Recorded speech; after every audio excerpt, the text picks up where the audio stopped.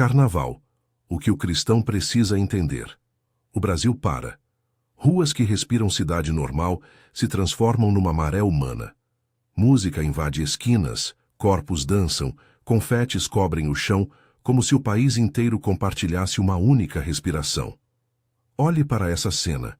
Alegria extravasada, máscaras, luzes, e ao mesmo tempo uma pergunta que incomoda.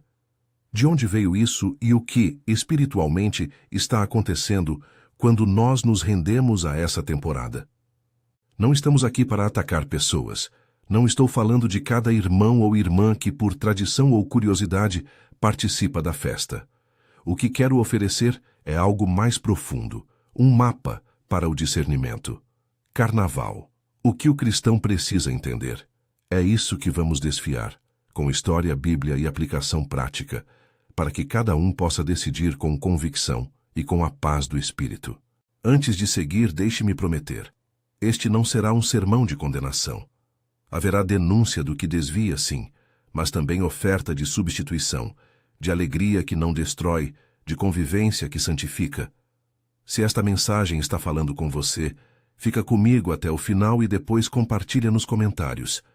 Já se sentiu pressionado a participar do carnaval mesmo sem paz no coração? Quando olhamos para os rituais humanos, há uma regra de ouro no discernimento. Conhecer a raiz nos ajuda a entender o fruto. Historicamente, festas de entrega aos excessos existem há muito tempo. No mundo romano, festas chamadas de Saturnália invertiam a ordem social. Havia licença para o comer, beber e para a dissolução de costumes. Em outras culturas, rituais de fertilidade e celebração da carne eram expressões comunitárias que, com o tempo, se amalgamaram a calendários sociais. Quando a igreja foi crescendo, algumas dessas festas foram absorvidas, remodeladas ou resignificadas, mas sinais da origem permanecem.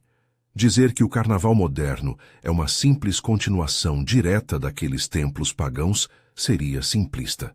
As formas mudaram, o contexto religioso também.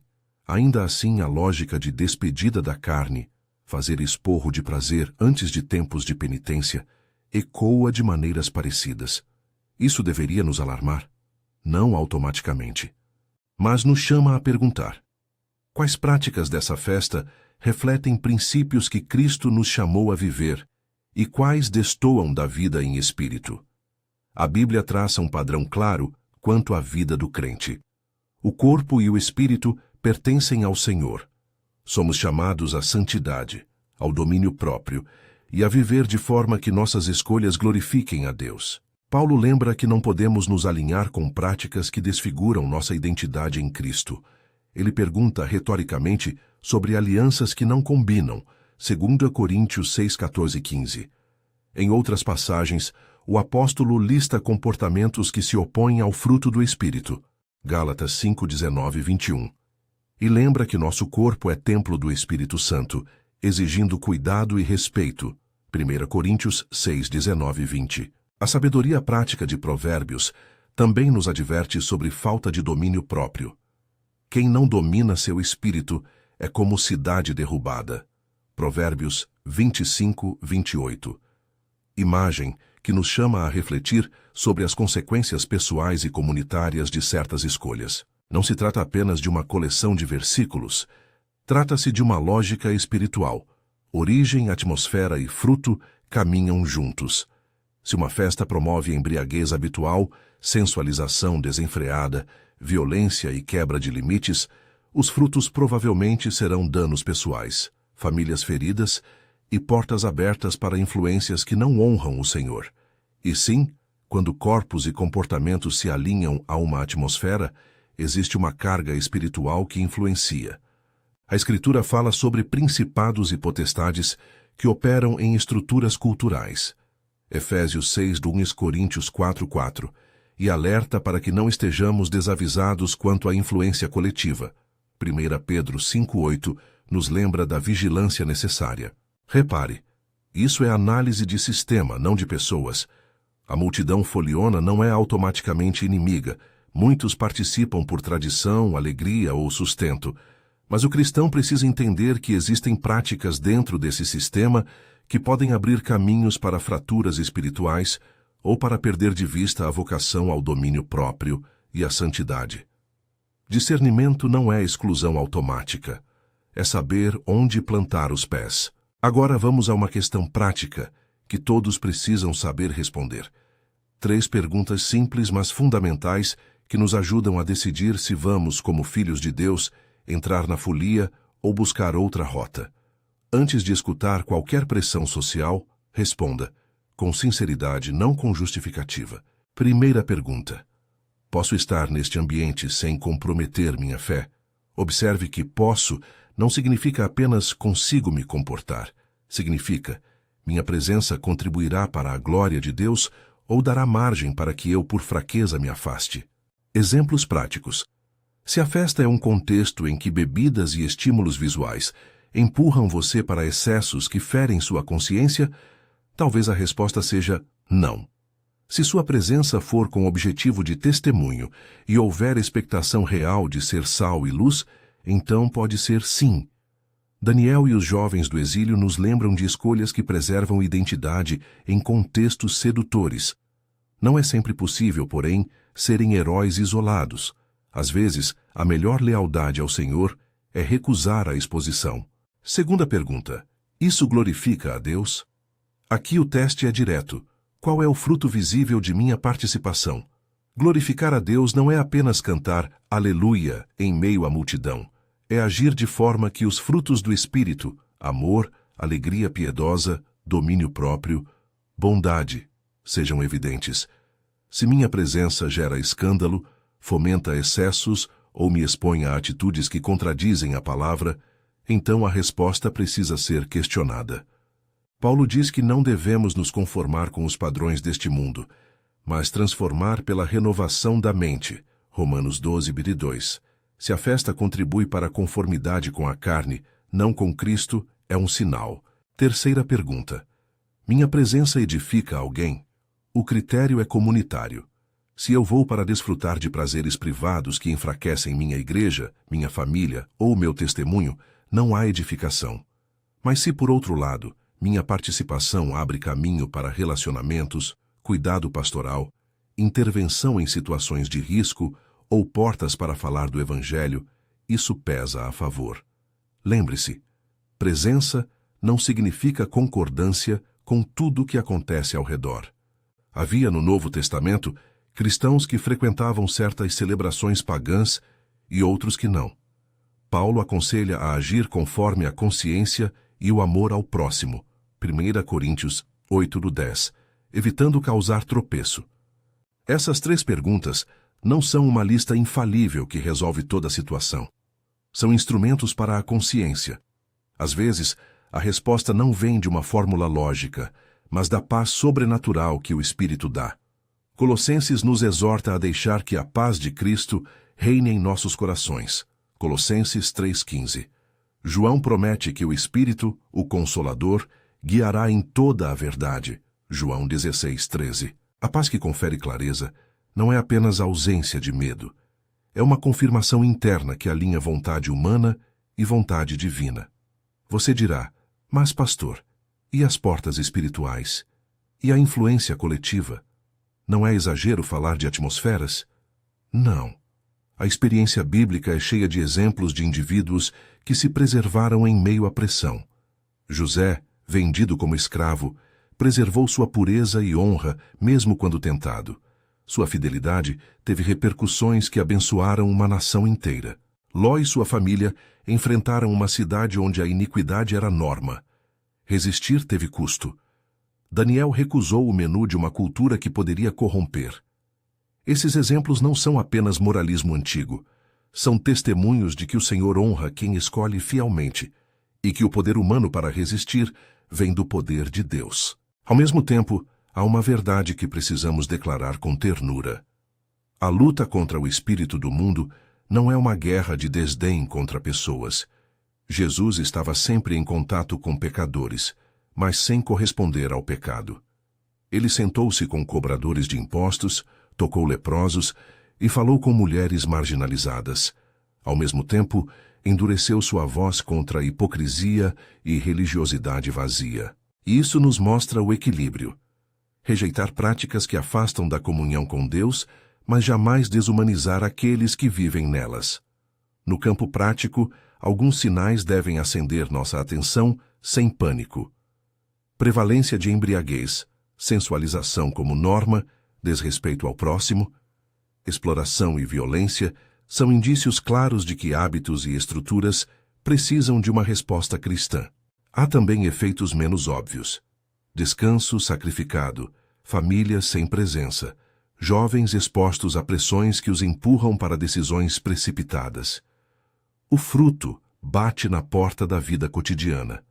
Por isso, a questão não é apenas moralismo, é cuidado pastoral. Importante: não confunda separação com isolamento hostil. Separação bíblica, muitas vezes, é uma estratégia para preservar testemunho e força espiritual, mas o objetivo final é testemunhar melhor, amar mais, influenciar. A história da Igreja mostra múltiplas formas de presença no mundo. Às vezes retira-se para oração e jejum. Outras vezes, entra-se como testemunha. Cada decisão exige sabedoria. O que não pode acontecer é a acomodação. Fingir que tudo é neutro quando, na realidade, estamos entregues a práticas que corroem a alma. Há ainda uma dimensão coletiva que precisamos entender. Quando uma nação inteira celebra algo, o poder da normalização é gigantesco. O pecado perde a cor de pecado quando todos o praticam. A Bíblia chama a atenção para a influência das massas e das autoridades da época. O crente que não pensa por si mesmo, que deixa sua consciência ser domesticada pela cultura, pode acordar amarrado. Por isso é vital desenvolver raízes espirituais, disciplina de oração, estudo da palavra e vida de comunidade. Isso fortalece o discernimento quando as sirenes do festejo soam mais alto. Até aqui falamos de diagnóstico e critérios. A próxima parte que vamos desenvolver entra nas estratégias práticas. Como agir se você decide não participar, como ser presença sal e luz se escolhe ir, como cuidar de adolescentes e jovens que sentem o puxão da festa, e como a Igreja deve oferecer alternativas que não sejam meras reprovações vazias, mas celebrações do reino. Mostrar alternativas positivas é tão importante quanto apontar problemas. Alegria no espírito é real e contagiante. É rival da festa mundana, não uma versão embalsamada dela. Mas antes que avancemos para práticas concretas, quero que segurarmos um instante a tensão que já se formou. Você tem ouvido argumentos em volta, tem visto imagens nas redes, talvez sinta pressão por tradição, por renda, por pertença. Esse é o ponto crítico onde a fé encontra a prática. Em seguida vamos olhar casos concretos. Jovens que decidiram ficar em casa e encontraram uma experiência profunda com Deus. Famílias que optaram por plantar uma noite de celebração na igreja, irmãos que foram às ruas com serviço social e receberam corações abertos para o Evangelho. Esses relatos não são perfeitos, mas ilustram a alternativa. Também nos detemos sobre a autoridade que o cristão possui. Não é a autoridade arrogante, é a autoridade do que venceu, declarada nas Escrituras. Maior é o que está em vós do que o que está no mundo. 1 João 4:4. Há poder para resistir à sedução da carne e paz para escolher o caminho do Espírito. Ao mesmo tempo, essa autoridade precisa ser exercida com humildade e amor, lembrando que somos instrumentos limitados nas mãos do Deus soberano. E tem uma questão que não podemos pular. Como medir a paz? Como saber se é a nossa vontade ou a voz do Espírito que nos guia? A paz vem acompanhada de frutos coerentes com a palavra, conservação da consciência, evidência de amor pelo próximo, clareza nas motivações. A paz que deriva de medo ou de indiferença à palavra não é a do Espírito. Colossenses fala de uma paz reinando em nossos corações. Colossenses 3:15. Ouça-a, mas compare com a Escritura. Nunca isole sentimento da palavra. Enquanto preparamos para entrar nos exemplos práticos e nas alternativas saudáveis, quero que você retenha 3 coisas centrais que definem o que o cristão precisa entender sobre o carnaval: conhecer a raiz, avaliar o fruto e escolher pela convicção. Conhecer a raiz ajuda a entender por que determinadas práticas produzem determinados frutos. Avaliar o fruto nos coloca diante das consequências pessoais e comunitárias. Escolher pela convicção é o exercício da liberdade cristã guiada pela palavra e pelo Espírito.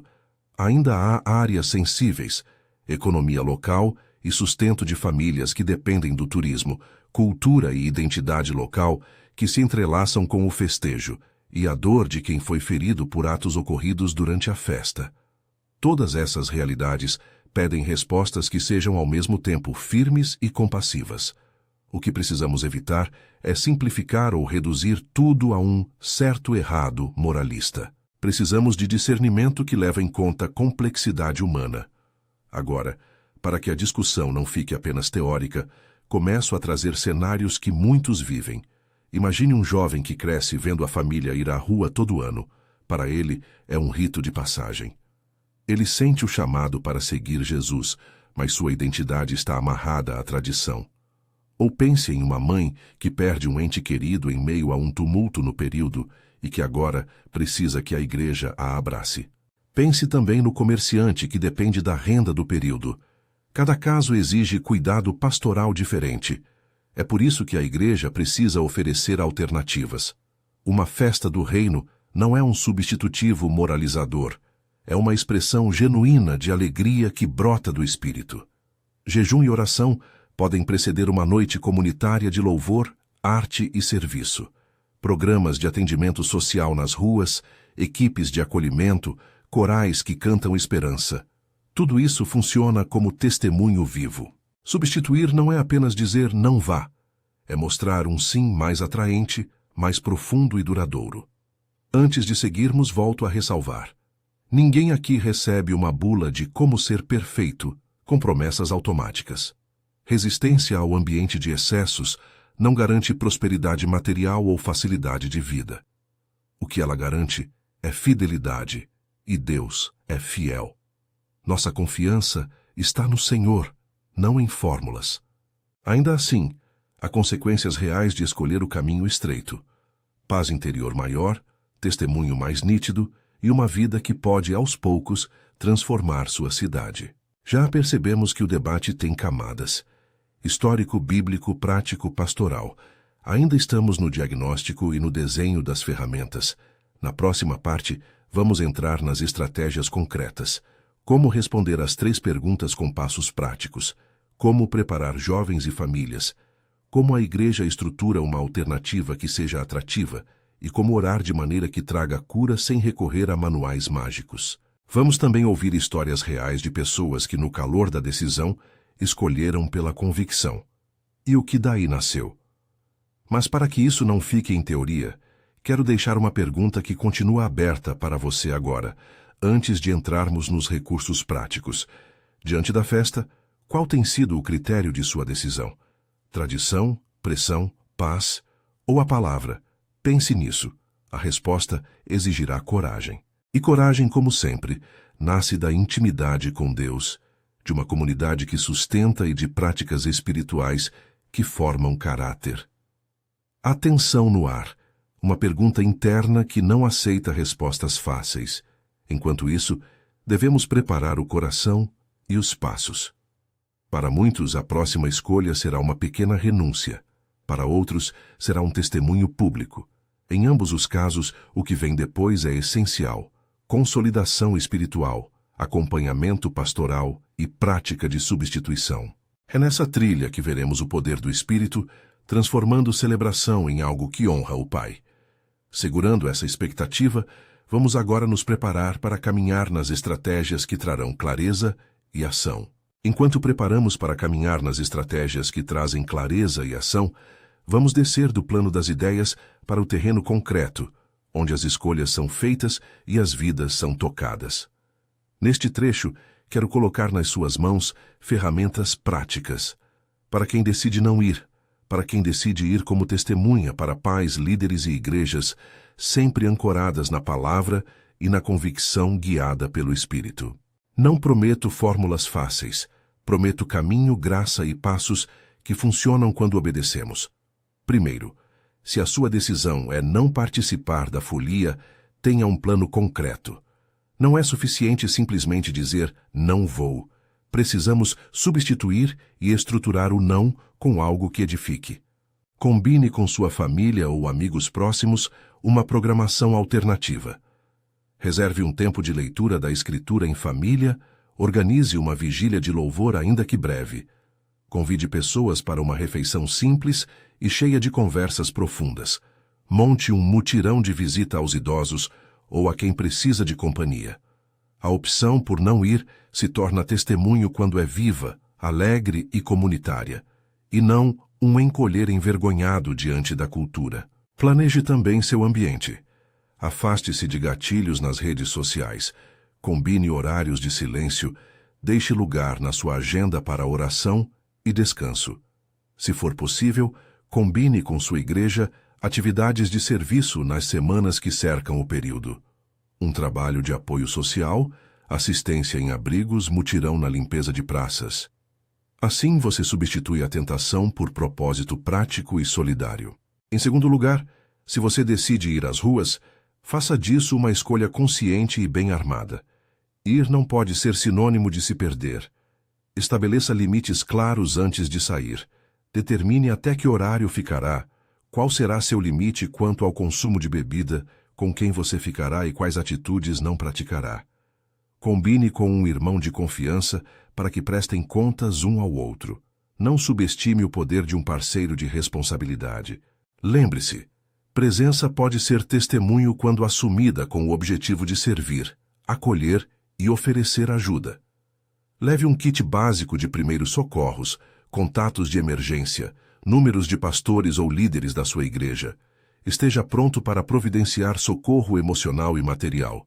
E, quando possível, para dialogar com gentileza e clareza sobre a fé. Evite, porém, comportamentos provocativos ou confrontacionistas. A autoridade em Cristo se expressa mais por amor firme do que por criticismo nas ruas. Se sua intenção é evangelizar, faça-o com sensibilidade. Pergunte, escute, ofereça ajuda, ore quando houver abertura e nunca force discursos nem julgue. Para adolescentes e jovens que enfrentam uma pressão intensa, precisamos de estratégias de formação que comecem muito antes do período em si.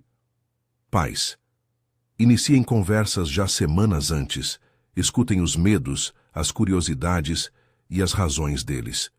Não se trata de impor regras sem diálogo, trata-se de preparar consciência. Conte histórias de fidelidade bíblica. Daniel, José, os jovens que se mantiveram distintos, e aplique ao contexto atual. Quais são as tentações? Quais portas podem se abrir? Como manteremos o testemunho? Estabeleça acordos claros sobre comunicação. Onde estarão? Com quem? Como voltarão para casa? Proponha alternativas atrativas. Acampamentos de curta duração, missões urbanas com tempo para arte e louvor, projetos de música e teatro na igreja que ocupem o espaço criativo que a cultura popular tenta preencher. Jovens que têm oportunidade de canalizar energia em serviço e criatividade frequentemente não precisam de regras sufocantes, precisam de propósito. Envolva líderes que façam mentoria antes e depois. O jovem precisa sentir que há alguém que caminha com ele, que lhe dá feedback pastoral e oracional. Líderes de igrejas e comunidades, a sua responsabilidade é criar alternativas robustas e acolhedoras. Não se trata de oferecer um substitutivo moralista, como se disséssemos, venham todos para cá porque é proibido lá. Trata-se de oferecer algo que seja tão atraente quanto a cultura, mas diferente em raiz e fruto. Promova noites de arte e adoração, festivais de curta duração que celebrem a criatividade sem entregar o coração à carne. Monte equipes de serviço que atuem em pontos vulneráveis da cidade, oferecendo comida, apoio emocional, orientação e oração a quem pedir. Organize espaços de escuta e acompanhamento pastoral para aqueles que retornam de experiências difíceis. Pense em parcerias com outras instituições, centros comunitários, ONGs, serviços de saúde. Isso demonstra que a igreja poderá ser presença que acolhe e transforma, não apenas acusadora. Há também questões práticas que precisam ser organizadas. segurança para aqueles que vão à rua como voluntários, preparo para receber pessoas feridas física ou emocionalmente, orientação legal quando necessário, e suporte financeiro para projetos que atendam famílias de baixa renda que dependem da economia do período. Não feche os olhos para estas necessidades. A compaixão cristã se traduz em estruturas que sustentam o testemunho. E sempre, sempre, oriente sua comunidade em amor. A separação que pregamos é para fortalecer testemunho, não para cultivar um ethos de superioridade moral. Voltando ao indivíduo, aqui estão passos concretos, rápidos e aplicáveis, que qualquer cristão pode adotar para manter integridade durante o período. Primeiro, defina sua motivação por escrito. Saber por que você escolhe ir ou não ir ajuda a resistir à pressão do amanhã. Segundo, escolha companhias que reforcem sua decisão. O crente isolado é vulnerável. Terceiro, planeje sua volta. Horário, modo de transporte, pessoa de confiança sempre informada. Quarto, pratique disciplina espiritual antes do período. Evangelho diário, leitura direcionada das Escrituras, jejum, oração por direção e proteção. Quinto, faça um plano de suporte pós-evento. Encontre um mentor. Participe de uma célula, compartilhe experiências para processar o que aconteceu, pedir perdão, celebrar vitórias e aprender com eventuais tropeços. Cada passo diminui a probabilidade de decisões impulsivas e aumenta a capacidade de testemunhar. Agora falemos sobre o que acontece espiritualmente quando pessoas se entregam a excessos. Não estamos pronosticando maldições automáticas, mas reconhecendo padrões. Quando a carne é exaltada como critério de prazer, o fruto costuma ser previsível. Relações feridas, arrependimento tardio, abertura emocional que facilita práticas dissonantes da vida em Cristo. A Escritura nos ensina a ter sobriedade, porque o inimigo age como leão que procura a presa. 1 Pedro 5:8. Temos armas espirituais, mas também temos responsabilidades humanas. A batalha espiritual muitas vezes começa em pequenas concessões que envolvem comer, beber, olhar, tocar e que, acumuladas, moldam um padrão de vida. Por isso, a exortação paulatina, mas firme à vigilância, é bíblica. O Espírito concede poder para resistir, mas espera de nós o uso desse poder em escolhas diárias. E o que dizer sobre fechar portas? Não falo de liturgias místicas ou de rituais. Falo de arrependimento claro, renúncia consciente e vida substituta. Arrependimento genuíno contém confessar, renunciar e reconciliar-se com Deus e com o próximo. Uma prática exemplar é a renúncia verbal. Reconhecer em oração pessoal, ou com um líder confiável, os pactos emocionais, os hábitos e as lembranças que ainda nos vinculam a comportamentos que ferem a consciência. Em seguida, peça a Deus por restauração, cura para memórias, libertação para hábitos e força para novos passos. E, principalmente, ocupe a vida com algo novo: adoração, serviço, discipulado. A substituição é a chave. A oração de renúncia que damos, portanto, é breve, bíblica e centrada. Senhor, reconheço estas correntes. Eu renuncio e peço que o Senhor me renove. E sempre acompanhada do compromisso de obedecer. É a obediência que confirma a liberdade. Posso sugerir, neste momento, uma oração curta e simples, que você pode usar em privado se quiser renunciar laços feitos em ignorância e pedir presença renovada do Espírito. Faça-a como um ato pessoal de arrependimento e rendição, não como um ritual mágico. Senhor, eu venho diante de Ti. Confesso o que há em mim que se deixou levar por prazeres que não Te honram. Renuncio àquilo que abriu portas para a confusão em minha vida. Peço que Tu me enchas com o Teu Espírito e me des força para andar em santidade. Que toda aliança feita por ignorância seja quebrada pela Tua autoridade. Renova em mim o verdadeiro gosto pela Tua presença. Em nome de Jesus, amém. Esta oração não é fórmula, é um passo de fé que deverá ser seguido de prática e acompanhamento. A seguir, quero oferecer exemplos palpáveis de decisões e de consequências que ilustram o que temos discutido. Pense em Ana, uma jovem professora que cresceu em uma família que sempre foi às ruas no feriado. Quando se converteu, sentiu tensão. Parte da família esperava que ela participasse, parte da igreja a incentivava a sair da festa. Ana decidiu permanecer em casa e convidou alguns amigos para uma oficina de arte e louvor. O que aconteceu? Ela não apenas preservou sua consciência, encontrou um novo grupo de amigos cristãos que usavam talento artístico para louvar a Deus. Sua presença norteou outros jovens a escolherem alternativas.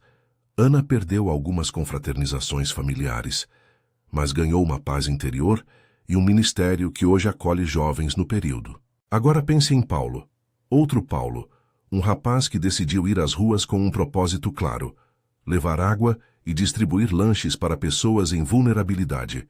Ele estabeleceu limites, foi com um grupo da igreja, teve treinamento sobre segurança e comunicação, e foi orientado a ouvir mais do que falar. No meio do tumulto, ofereceu uma garrafa de água a um homem que estava tremendo de frio. A conversa que se seguiu abriu uma porta para orar por ele e ajudá-lo a encontrar um serviço social. Paulo voltou para casa cansado, mas com a sensação de que havia plantado uma semente. No presente, a igreja acompanhou a história e estabeleceu acompanhamento para aquela pessoa. Este tipo de presença simples e estratégica transforma ambientes. Há também histórias de tropeço, porque a vida real envolve quedas e reconciliações. Lúcia, por exemplo, foi com amigos e cedeu ao consumo excessivo. Voltou com vergonha e medo. Sua primeira reação foi se esconder da igreja.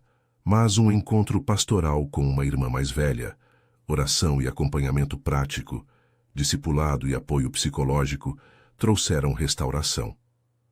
Lúcia, com perdão e graça, foi reintegrada no ministério de acolhimento da igreja. O ponto aqui: as quedas não anularam a possibilidade de restauração. O problema maior é a cultura do esconder e do abandono, não o erro em si. A graça sempre corre à frente, mas a restauração exige confissão, reparação e mudança de hábitos. Para os que lideram jovens, uma agenda prática de preparação pode ser útil. Comece com encontros formativos antes do período, onde se fale abertamente sobre tentação, limites e testemunho. Realize oficinas de habilidades, primeiros socorros, comunicação, fotografia, música, que possam ser usadas tanto dentro quanto fora da igreja. Ofereça às famílias espaços de diálogo mediado por líderes. Não delegue a responsabilidade dos pais unicamente à igreja. Durante o período, mantenha canais de comunicação abertos, linhas de emergência e mentores designados. Depois, faça uma sessão de debriefing. O que funcionou? O que falhou? Como podemos aprender? Este ciclo de preparação, ação e reflexão forma caráter. Uma advertência pastoral.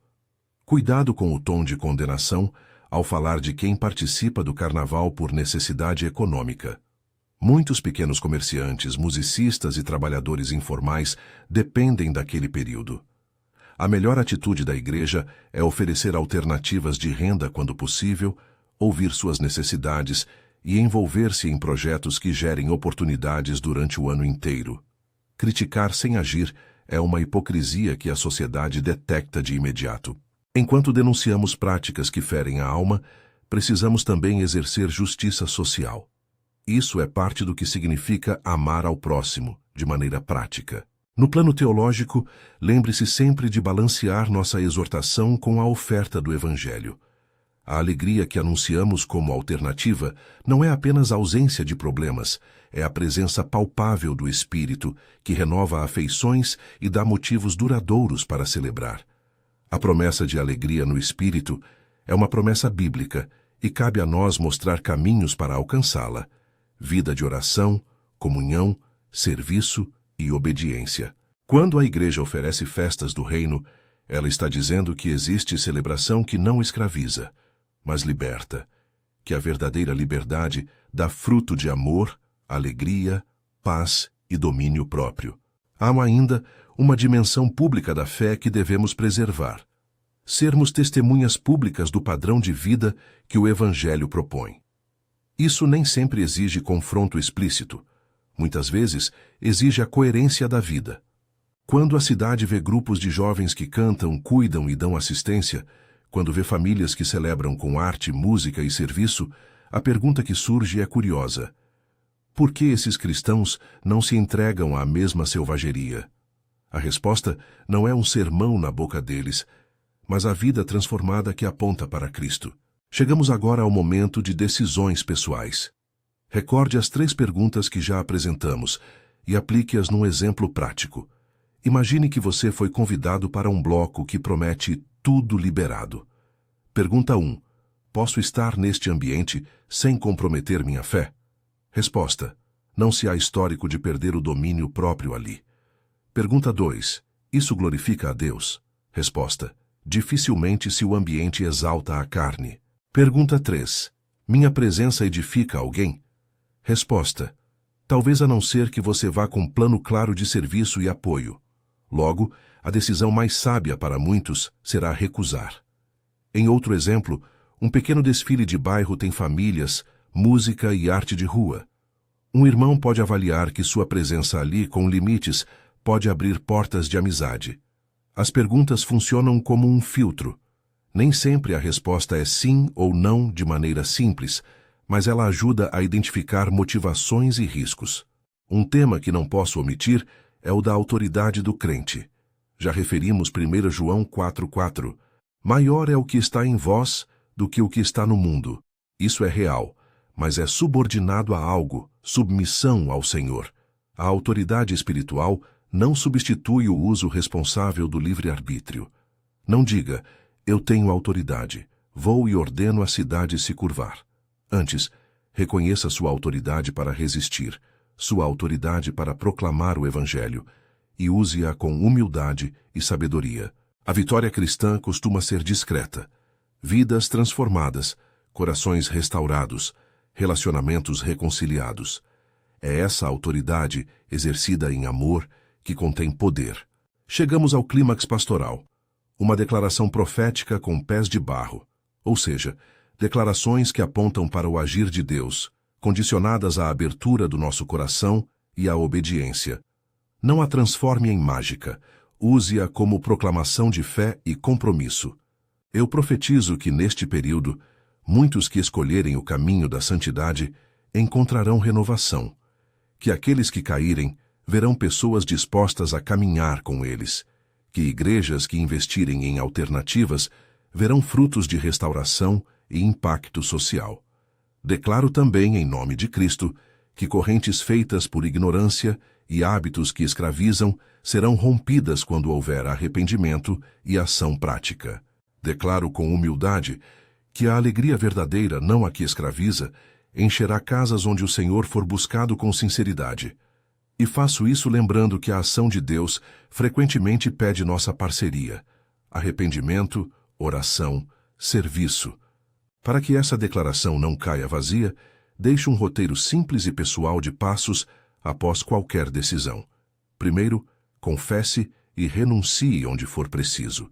Segundo, revele a decisão a alguém de confiança que ore por você e te acompanhe. Terceiro, ocupe-se em servir. Mesmo pequenas tarefas sustentam a mudança. Quarto, participe de comunidade continuada. Quinto, celebre as pequenas vitórias com gratidão. Essas etapas são práticas e testadas na vida de comunidades que viram mudança real. Antes de encerrar, deixo recomendações práticas e rápidas que você pode anotar agora e aplicar imediatamente. Se optar por não ir, convide ao menos uma pessoa para estar com você. Se optar por ir, combine um parceiro de responsabilidade. Para famílias, estabeleçam um plano e um sinal de comunicação. Para líderes, promovam uma programação alternativa e equipem equipes de serviço. Para jovens, capacitem mentores e ofereçam projetos criativos. Para igrejas, pensem em colaboração com organizações sociais que possam atender às necessidades reais do período. Simples, direto e aplicável. Finalizo com uma oração curta de declaração e pedido, sempre em segunda pessoa para Deus, conforme o estilo bíblico de súplica e profecia. Senhor, nós te pedimos, Derrama teu espírito sobre aqueles que buscam discernimento agora. Quebranta toda a cadeia de hábito que nos prende ao que não te honra. Dá-nos coragem para escolher a santidade e alegria para viver o fruto do teu espírito. Guarda nossos jovens, conforte os feridos, abra portas para o serviço e multiplica as oportunidades de testemunho. Que em meio a todo festejo mundano, haja pontos de luz onde o teu nome seja glorificado. Que pessoas encontrem alternativa em ti e comunidades recebam coragem para transformar dor em esperança. Em nome de Jesus. Amém. Que esta palavra chegue ao seu coração com ternura e firmeza.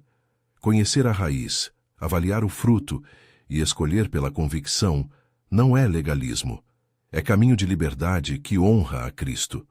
Algumas renúncias podem doer, algumas escolhas serão contestadas, mas há alegria que supera qualquer festa momentânea. Não se trata de ser radical por ser radical.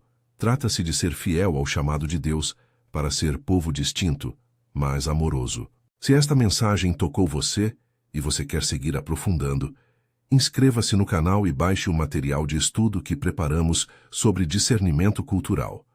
Nele, você encontrará guias para famílias, líderes e jovens, roteiros de atividades e exemplos de festa do reino, que podem ser reproduzidos em sua igreja. Compartilhe este vídeo com alguém que precisa ouvir essa palavra.